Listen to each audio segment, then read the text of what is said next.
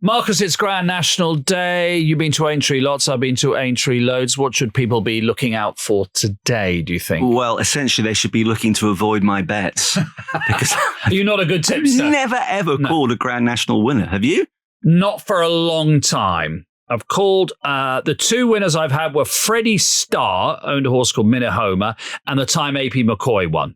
2010. I don't push it. I think I did back those two, but no. Well, you'll do another one. Yeah, do another one. It's getting a better and better race all the time. What I mean by that is those sort of.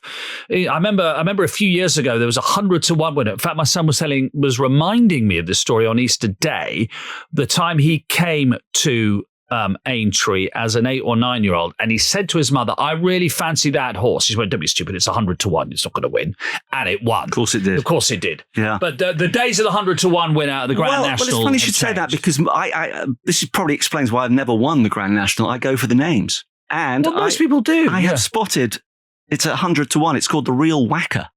So I'm sticking a couple of quid on. I know everyone's talking about I Am Maximus. Yes, that's the one. Yeah. As a massive Colin Montgomery fan, I see there's also a horse called Monty Star, so I'll probably back that. But the Real Whacker, I'm going to keep an eye on. I've also been, looking at my phone, and it says ignore horses younger than 7 years of age. Likewise, horses that are 13 years or older. Yes, it says that would make sense. The preferable weight to look at is 10. Now, you're better than this than me. Well, so 10-3. 10-3 to 10-13 in stone, to be absolutely precise.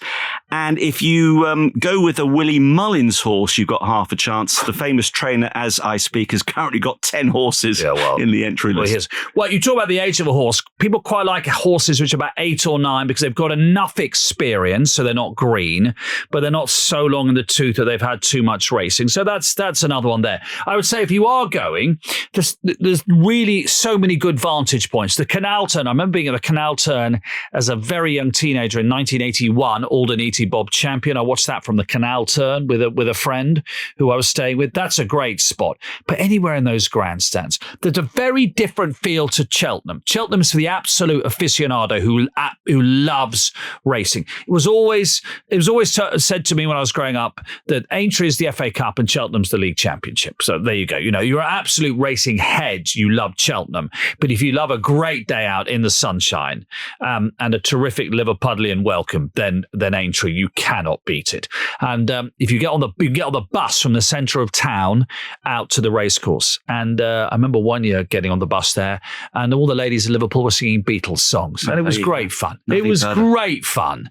It really was. I mean, if anyone is listening or watching now and has a particularly good idea as to what's going to happen, please get in touch very quickly. I will follow your advice. I promise. So the Real Whacker, 100-1 with a bit of value there. Go for it. Good luck, everyone.